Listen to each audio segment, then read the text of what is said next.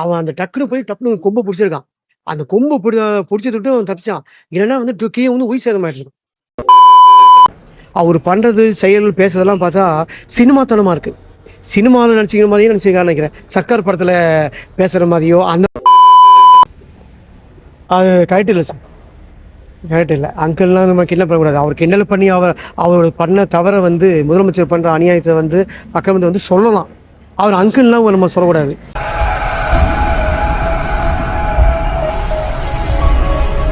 சரி, இப்ப விஜயோட 2வது மாநாடு மதுரையில வந்துட்டு பார்த்திருப்பீங்க. ஆமா சார். அதுல பவுன்சர்ஸ்ல வச்சு தள்ளி விட்டாங்க ம். ஏறினவங்கலாம். அதுல அஜய், இன்னொருத்தவங்க, ஆமா, 2 பேர். 2 பேர்ல யாரு அதுன்னு தெரியல அப்படின்னு சொல்றாங்க. நீங்க யாரா இருக்கும்னு நினைக்கிறீங்க? ஏன்னா 2 பேர்ல இது வந்து இல்ல சார். அதாவது அந்த மாநாட்டுல வந்து பவுன்சருங்க வந்து பண்றது வந்து ரொம்ப தப்பு. அவங்க அது மாரி பண்ணவே கூடாது. அவங்க பண்ணும்போது இத வேற பக்கத்துல வந்து விஜய் வேற பார்த்துருக்காரு. அவன வந்து ஒரு ஈவரக்கை இல்லாம வந்து தள்ளி விட்டுருக்காரு. அவங்க பெத்த பசங்களாவோ, அவங்க தம்பியா இருந்தா தள்ளி விடுவாங்களா? அவன் தள்ளி விட்டத பார்த்து நமக்கே பயமா இருக்குங்க. அவன் அந்த டக்குனு போய் டப்புனு கொம்ப புடிச்சிருக்கான். அந்த கொம்பு புடிச்சத விட்டு அவன் தப்பிச்சான். இல்லன்னா வந்து கீழ வந்து உயிர் சேதமாயிருக்கும். உயிர் போய் அதுக்கப்புறம் வந்து பணத்த நஷ்டஈடு குடுத்து நம்ம நெத்தில தான் ஒட்டிக்கணும். அத வச்சு என்ன பண்ண முடியும்? பணம் நமக்கு முக்கியம் தேவை வாழதான். நமக்கு கூட நம்ம பெத்த பசங்க போனதுக்கப்புறம் அந்த பணம் எதுக்கு சார்? அவன் இருந்தா அவனே டிகிரி படிச்சவன்றான். அவனே சம்பாதிச்சிட போறான். எதுக்கு இப்படிப்பட்ட மாமனாரெல்லாம் பண்ணது? பவுன்சருங்க பண்றது ரொம்ப அநியாயம் பண்றாங்க சார். சரி, அதுக்கப்புறம் இந்த மாநாட்டுல பாத்தீங்கன்னா ஸ்டாலின் அங்கிள் அந்த மாதிரிலாம் சொல்லியிருக்காரு. ஒரு முதலமைச்சரை பார்த்து ஒரு அங்கிள் சொல்றது கரெக்டான விமர்சனம் நினைக்கிறீங்களா? அது கரெக்ட் இல்ல சார். கரெக்ட் இல்ல. அங்கிள்லாம் நம்ம கிண்டல் பண்ணக்கூடாது. அவர் கிண்டல் பண்ணி அவர் பண்ண தவற வந்து முதலமைச்சர் பண்ற அநியாயத்த வந்து மக்கள் வந்து சொல்லலாம். அவர் அங்கிள்லாம் நம்ம சொல்லக்கூடாது. ஏன்னா அவர் முதலமைச்சராக இருக்காரு. மேடை நாகரிகம்னு ஒன்று இருக்கு.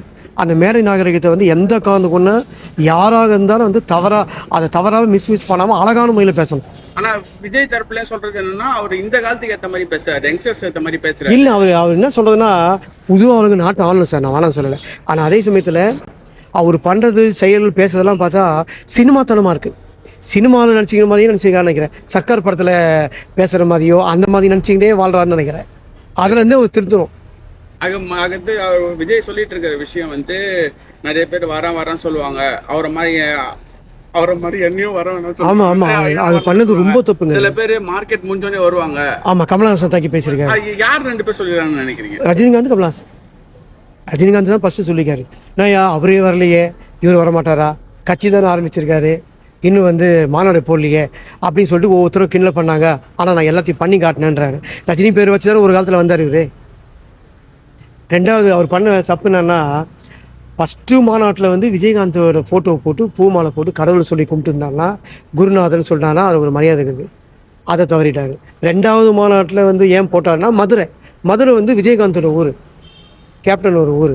அந்த ஊரில் வந்து கேப்டனை பற்றி பேசலாம் அது நல்லா இருக்காதுக்காக தான் ஒன்றே வந்து அந்த இடத்துல ஒரு சீன் ஆக்ஷன் காட்டியிருக்காரு விஜய். ஏன்னா இப்போ நான் ஏற்கனவே சொன்ன மாதிரி வந்து இளைய தளபதி விஜய் வந்து நடிகராக மாறி அரசியல்வாதி ஆகிட்டார். அரசியல் எப்படின்னு தெரிஞ்சுக்கிட்டாரு. அப்போ தான் இவன் பேசுறது நம்ம தூக்கி கிடக்க முடியும், அவனை தூக்கி இந்த பக்கம் பேசுறது அதை தூக்கி போட முடியும். இல்லைன்னு சொல்லி அந்த மாதிரி பழக்கம் வந்து விஜய்க்கும் வந்துருச்சு. சராசரி அரசியல்வாதி அவர் ஆகிட்டார். சரி, அதுக்கப்புறம் இவர் எல்லாரும் கட்சியும் விமர்சிச்சிருக்காரு, எக்ஸப்ட் ஒரு கட்சி மட்டும் காங்கிரஸ் மட்டும் விமர்சிக்கல. அது ஏன்னு நினைக்கிறீங்க? அது அவர் வேலை, அவருக்கு காங்கிரஸ் ஒரு இப்போ பேச்சாக மதிக்கலான்னு நினைக்கிறேன். அப்படிதான் இருக்கும். ஏன்னா வந்து அவ்வளோ இதுன்னா சரி, காங்கிரஸ்னா தமிழ்நாட்டில் என்ன பண்ண போகுது? முன்னாடி தான் ஏதோ பண்ணியிருந்தது, இப்போ எதுவும் பண்ணலை. காங்கிரஸாக ஒரு ஃபோட்டோ வச்சிருக்க மாட்டாங்க. ஒருவேளை கூட்டணிக்கு ஒரு மறைமுக கூட்டணி ஏதாவது வைக்கிறதுக்கு வாய்ப்பு இருக்கா? இல்லை டிசம்பர் 2 அது வாய்ப்பு இருக்கு காங்கிரஸ்? ஏன்னா யாருக்கிட்ட விமர்சனம் வைக்கலையோ அவங்க கூட்டணிக்கு வருவாங்கன்னு ஒரு எண்ணம் இருக்கு. ஆமாம், அது உண்மை. அதாவது காங்கிரஸுக்கு வாய்ப்பு இருக்குது. ஆனால் எனக்கு தெரிஞ்சு இவர் கூட யாரும் கூட்டணி வச்சுக்க மாட்டாங்க. ஏன்னா இவர் தனியாக நிற்கணுன்றாரு ஒன்று. இவர் தான் முதலமைச்சர் ஆகணும்னு நினைக்கிறாரு. எந்த முதலமைச்சர் இவர் முதலமைச்சராக ஆனால் பரவாயில்ல, நாங்கள் அவர் பின்னாடி நிற்கிறோன்னு எந்த கட்சி சொல்லுதோ அந்த கட்சி கூட தான் இவங்க கூட்டணி வைக்க முடியும். ஆனால் இவருக்கு யாருமே சொல்லையே. அதனால கூட்டணி வந்து எனக்கு தெரிஞ்சு எடுப்படாதுன்னு நினைக்கிறேன். அது விஜய் சார் சொல்லியிருக்காரு 1966, 1977 அது ரிப்பீட்டடாக 2026 வரும் அப்படின்னு இருக்காரு. அது நீங்க சாத்தியம்னு பாக்குறீங்களா? அதாவது மக்கள் நினைச்சாங்கன்னா கண்டிப்பா சாத்தியம். ஓகேங்களா? மக்கள் வந்து நினைச்சா என்ன ஒன்றும் நடக்கும் சொல்ல முடியாது. நீ 2026 விஜய் கூட வந்து எதிர்கட்சி தலைவராக வந்து உட்காரலாம். நிறைய ஓட்டு வித்தியாசத்தில் கூட ஜெயிக்கலாம். மக்கள் இன்னும் நடக்கும், நேரம் எப்படி ஒன்றா மாறும். சார் இப்போ என்ன சொல்கிறது, முதலமைச்சர் ஸ்டாலினுக்கும் எடப்பாடிக்கும் வந்து நேரம் சரியில்லைன்னா எப்படி ஒன்றா நடக்கும். சார் நீங்கள் வந்து விஜய் ஆதரிப்பீங்க? ஆதரிப்பேன் சார். விஜய் மட்டும் இல்லை சார், புது ஆளுங்க யாராக இருந்தாலும் ஆதரிப்பேன். ஏன்னா தேமுதிக நினைச்ச கட்சி, அவருக்கு தான் நான் ஓட்டு போட்டேன். இப்போ வந்து தேமுதிக வந்து அங்கத்துக்கு எங்கத்துக்கு மாறினுது.